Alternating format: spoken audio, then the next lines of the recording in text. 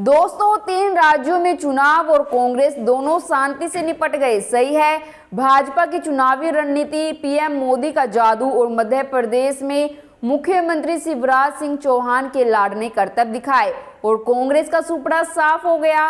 अब बात आगे की होनी चाहिए। नतीजों के बाद अब बीजेपी में नई दौड़ शुरू हो गई है। यह दौड़ है मुख्यमंत्री की कुर्सी तक पहुंचने की। पेच अकेले राजस्थान में ही नहीं, मध्य प्रदेश और छत्तीसगढ़ में भी है। नेता का चयन दुविधा से भरा हुआ है। राजस्थान में तो दिल्ली से बुलावे आने लगे हैं। कुछ को आए हैं, कुछ को नहीं आए। जिन्हें बुलावा आया वे तो दिल्ली कूच कर गए, लेकिन जिन्हें बुलावा नहीं मिला वे अपने समर्थक विधायकों को घर बुलाकर विचार विमर्श कर रहे हैं।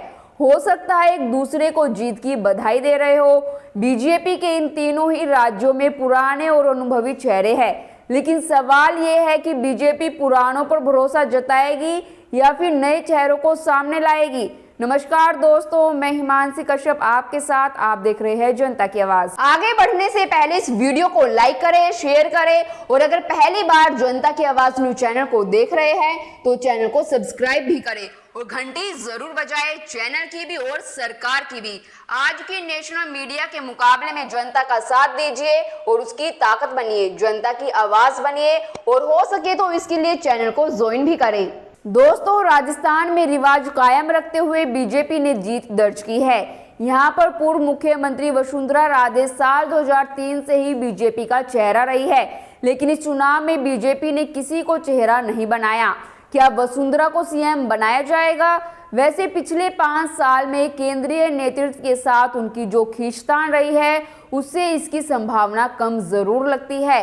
बीजेपी ने सांसद दिया कुमारी को भी यहां चुनाव लड़वाया और सेफ सीट से चुनाव में उतारा था। क्या यहां वसुंधरा की जगह दिया कुमारी को बैठाने की तैयारी है? इस पर चुनाव के दौरान भी खूब चर्चा हुई। दिया कुमारी को मुख्यमंत्री पद का मजबूत दावेदार माने जा रहा है। अलवर से सांसद बालकनाथ का नाम भी चल रहा है। बीजेपी ने इन्हें भी तिजारा सीट से चुनाव लड़वाया। बालकनाथ संप्रदाय से आते हैं, वही संप्रदाय जिससे उत्तर प्रदेश के सीएम योगी आदित्यनाथ आते हैं।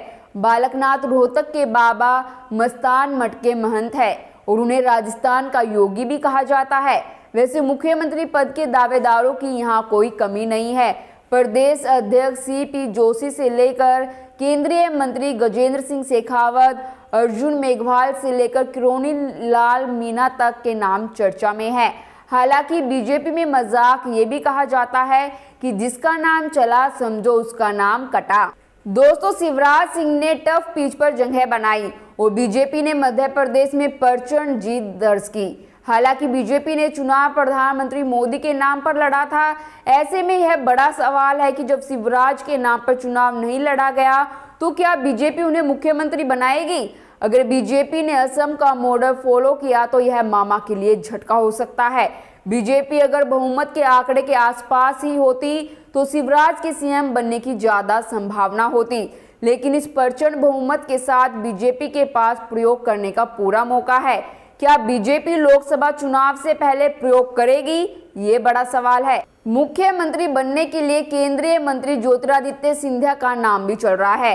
हालांकि उनका पुराना कांग्रेसी होना आड़े आ सकता है, क्योंकि पार्टी के भीतर गुटबाजी बढ़ सकती है और बीजेपी नहीं चाहेगी कि लोकसभा चुनाव से पहले कुछ खलबली मचे। इस दौड़ में केंद्रीय मंत्री नरेंद्र सिंह तोमर की दावेदारी भी मजबूत मानी जा रही है।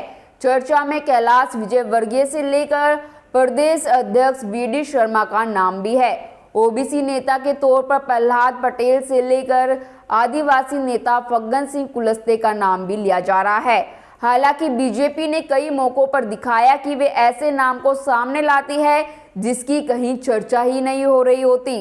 दोस्तों, चुनाव से पहले मध्य प्रदेश में बड़े बड़े तुर्रम कांग्रेस की सरकार की संभावना जताते थक नहीं रहे थे। जो कोई स्पष्ट घोषणा नहीं करना चाहता था वे कांटे की टक्कर कहकर बच जाते थे।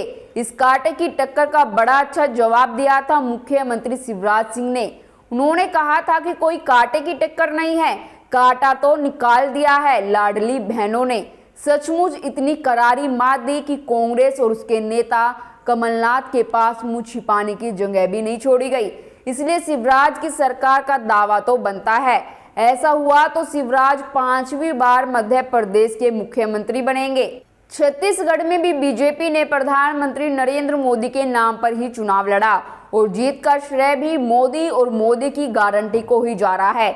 यहाँ रमन सिंह 2003 से लेकर 2018 तक बीजेपी के मुख्यमंत्री रहे और इस बार भी चुनाव जीते हैं। हालांकि बीजेपी फिर से उन्हें मौका देगी, इस पर संशय भी है। मुख्यमंत्री पद के लिए प्रदेश अध्यक्ष अरुण साव का नाम भी आगे बताया जा रहा है। वह ओबीसी नेता है और ओबीसी समुदाय के साहू समाज से आते हैं। छत्तीसगढ़ में साहू समाज की आबादी करीब 12% है।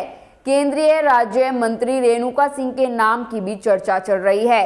वह आदिवासी समुदाय से आती है और इस बार बीजेपी ने उन्हें विधानसभा चुनाव लड़वाया। आदिवासी नेता लता उसेंडी का नाम भी दौड़ में बताया जा रहा है, लेकिन आखिरी फैसला नरेंद्र मोदी ही करेंगे, जिनके चेहरे पर तीनों राज्यों में पार्टी को जीत मिली है।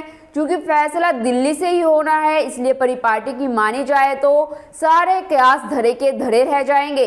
राजस्थान, मध्य प्रदेश और छत्तीसगढ़ के नेताओं का फैसला यकीनन चौंकाने वाला ही होगा। मोदी जी इस मामले में हमेशा चौंकाते रहे हैं, इस बार भी निश्चित तौर पर ऐसा ही करेंगे। आपको क्या लगता है, किसके सिर सजेगा मुख्यमंत्री का ताज? अपनी राय कमेंट कर जरूर बताएं और बाकी खबरों के लिए देखते रहिए जनता की आवाज।